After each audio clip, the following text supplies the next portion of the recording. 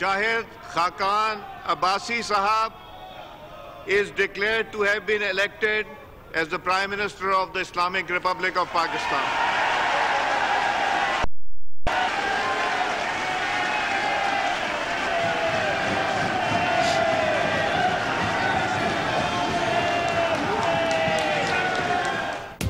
मुस्लिम लीग नून के शाहिद खाकान अब्बासी 221 वोट लेकर मुल्क के 21वें मुंतखब, पीपल्स पार्टी के नवीद कमर 47, शेख रशीद 33 और साहबजादा तारिकुल्लाह 4 वोट हासिल कर सके।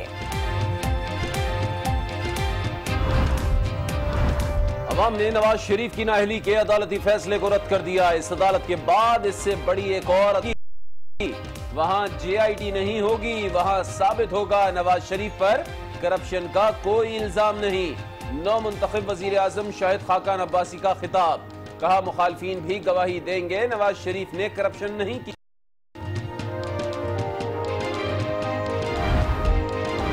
नौ मुंतखब वजीर आजम शाहिद खाकान अब्बासी का तमाम मुखालिफ उम्मीदवारों और दीगर रहनुमाओं से उनकी नशिस्तों पर जाकर मुसाफिहा। PTI रहनुमा शाह महमूद कुरैशी का नए वजीर आजम से हाथ मिलाने से गुरेज। वज़ीर आज़म के इंतखाब के मौके पर लीगी अरकान पार्लियामेंट नवाज शरीफ के पोस्टर्स और प्ले कार्ड्स उठाए ऐवान में आए। नवाज शरीफ के हक में नारे लगाए, स्पीकर ने नारेबाजी से रोक दिया। असेंबली की बरहमी का इजहार किया। इनको मना करें, तशरीफ रखें और आवाज बंद करें अपनी। ये गलत बात है, मैंने आपको पहले भी बताया था। आप लोग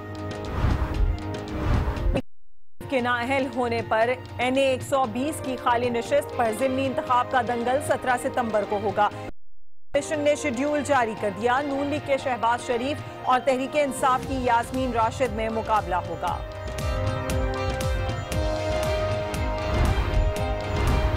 कप्तान की एक और खिलाड़ी ने साथ छोड़ दिया। रुकने कौमी असेंबली आयशा गुललई ने पार्टी से अलहदगी का फैसला कर लिया।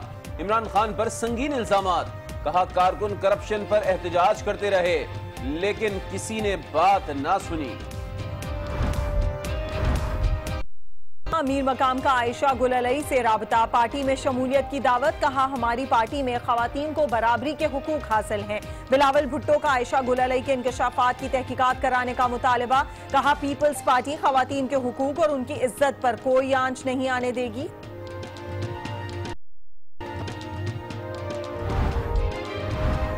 इमरान खान ने जो दस्तावेजात अदालत में जमा करवाई वो फ्रॉड हैं। अकरम शेख के इमरान खान नाअहली केस में दलाइल, आप सिर्फ जाली सर्टिफिकेट पर नाअहली करवाना चाहते हैं।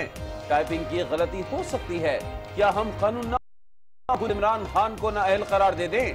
चीफ जस्टिस के रिमार्क्स, समाअत कल तक मुलतवी।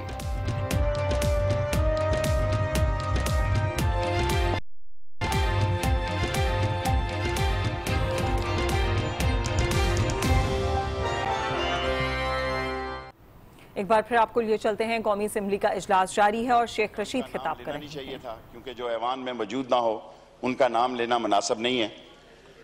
उन्होंने पूरी कोशिश की कि मेरे 18 बिलियन रुपीस का 80% हॉस्पिटल मुकम्मल है, माँ और बच्चे का वो नहीं बना सके। उन्होंने पूरी कोशिश की कि 80% मेरा कॉलेज मुकम्मल नहीं बना सके। 4 बिलियन रुपीस पे एक्सप्रेस वे जो है नाला लई की वो खर्च हुए हैं। तो 45 दिन मैं नवीद कमर से, मुझे यकीन है कि 45 दिन में बरकत पड़ेगी। दो बातें कहना चाहता हूं। 35 अरब डॉलर आपने 4 सालों में कर्जा लिया है, इसमें से 40 अरब 70 सालों में इस कौम ने कर्जा लिया है। अपोजिशन करना बड़ा आसान काम है, बहुत आसान काम है। शाम को एक आधा प्रोग्राम करो, 2 जनाजे पढ़ो, एक शादी में जाओ, अपोजिशन मुकम्मल हो जाती है। हुक्मरानी करना बहुत मुश्किल काम है। 60 से 80 बिलियन 70 सालों में 40 अरब कर्जा जो है अनबिलीवेबल है। इसमें से 35 अरब में से यकीनन आपने 15 बिलियन डॉलर रिटर्न में दिए हैं।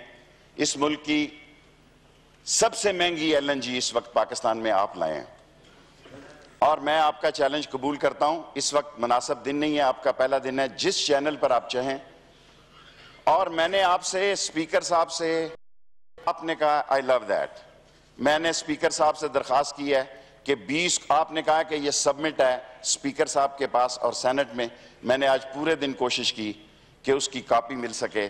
मैं वो कॉन्ट्रैक्ट जो 15 साल के लिए, देखें नवाज शरीफ साहब ने 4 साल लगाए हैं, हुकूमतें जापान में 2-2 साल बाद चली जाती हैं, कोई क़यामत नहीं आ जाती। शाही खानदान जो होता है वो सरमोनियल होता है, ये जमहूरियत का और पार्लियामेंट का जिंदा रहना अहम है, और सरमोनियल पर्सनैलिटीज जो हैं वो जितनी मर्जी कोशिश कर लें, अल्टीमेटली एक दिन, यहां एक वक्त था। नाज़रीन आपको ये बताएं, शेख रशीद इस वक्त इजहार ख्याल कर रहे हैं। कौमी असम्बली में उनका कहना था कि 35 अरब डॉलर 4 सालों में कर्जा लिया गया, 60 से 80 बिलियन कर्जा नाकाबिले यकीन है, मुल्क की तारीख में सबसे महंगी LNG आप मुल्क में लाए हैं और जमहूरियत और पार्लियामेंट का चलता रहना ही है।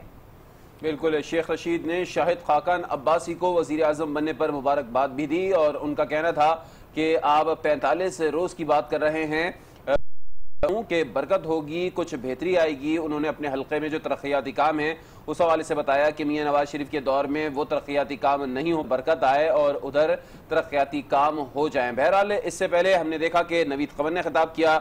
आज नवीद कमर पाकिस्तान पीपल्स पार्टी के उम्मीदवार थे वजीर आजम के लिए, लेकिन वो मतलूबा तादाद पूरी करने में नाकाम रहे और जब उन्होंने खिताब किया तो उन्होंने कहा कि आज सब मुबारकबाद के मुस्तहिक हैं आसिफ जरदारी, बिलावल भुट्टो और पार्टी का मशकूर हूँ।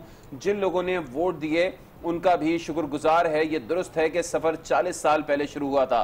तो इस वक्त हम आपको बता रहे हैं कि अवामी मुस्लिम लीग के सरबरा और PTI के उम्मीदवार वजीर आजम के लिए शेख रशीद अहमद इस वक्त कौमी असम्बली में इज़हार ख्याल कर रहे हैं। उनकी तो PTV ने चलाई, लेकिन उसके बाद उनकी गुफ्तगू को कट कर दिया है चूंकि वो इस वक्त हुकूमत पर गरज रहे हैं, बरस रहे हैं। बहरहाल जिस हद तक उन्होंने कहा है वो हम आपके साथ शेयर कर रहे हैं। उन्होंने शाहिद खाकान अब्बासी को मुबारकबाद दी है और उम्मीद भी जाहिर की है कि उनके आने के बाद हुकूमत में शेख रशीद की जानिब से तनकीद का निशाना बनाया गया हुकूमत को और उन्होंने कहा कि 35 अरब डॉलर 4 सालों में कर्जा लिया गया है, 60 से 80 बिलियन कर्जा नाकाबिले यकीन है और मुल्क की तारीख में सबसे महंगी LNG आप मुल्क में लाए हैं। ये भी कहा गया शेख रशीद की जानिब से। इस वक्त की आवाज़ जो है वो PTV की जानिब से बंद कर दी गई है क्योंकि वो हुकूमत पर तनकीद कर रहे थे। इससे कबल शाहिद खाकान अब्बासी ने भी बातचीत की और अपना इज़हार ख्याल करते हुए कौमी असम्बली में उनका कहना था कि मैं मशकूर हूँ कि जिसने भी जमहूरी अमल में हिस्सा लिया, जिसने हिमायत की और जिसने मुखालफत की,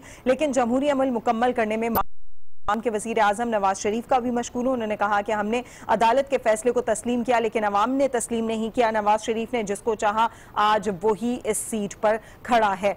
उन्होंने मजीद कहा कि एग्रीकल्चर जो है वो हमारी बैकबोन है, लिहाजा इसे मजबूत करूंगा, सिक्योरिटी पर पूरी तवज्जो देनी, लेकिन जो लोग ऑटोमेटिक असलाह साथ लेकर घूमते हैं काबीना की मदद से उस पर पाबंदी लगाने की कोशिश करूंगा। मुल्क में क्वालिटी एजुकेशन की जरूरत है, हायर एजुकेशन को मजीद बेहतर बनाना है। इसके अलावा उन्होंने कहा कि हेल्थ कार्ड्स की जरूरत थी, उसका नेटवर्क बनाया गया है, हेल्थ पर मजीद भी काम होना बाकी है। उनका कहना था कि मोटरवेज का निजाम मुकम्मल होगा, जो मिसाल निजाम भी बेहतरी की जानिब गामजन है। और कराची के पैकेज के हवाले से खासतौर पर उन्होंने बात की कि कराची का पैकेज जिसकी अनाउंसमेंट नवाज शरीफ की जानिब से की गई थी वो दिया जाएगा और फाटा में जारी मंसूबों को भी मुकम्मल किया जाएगा। ये तमाम इरादे जो कि खाकान अब्बासी की जानिब से अपनी इज़हार ख्याल के दौरान उन्होंने किए और उनकी कोशिश थी। उन्होंने कहा कि जितनी भी मंसूबे या पॉलिसीज आधी हैं और नवाज शरीफ के जाने की वजह से इस वक्त तातुल का शिकार है, उन तमाम को मुकम्मल करने की कोशिश की जाएगी। इसके अलावा नौमुंतखब वज़ीर आज़म शाहिद खाकान अब्बासी साहब ने कहा कि पाकिस्तान के अवाम ने अदालती फैसले को रद्द किया है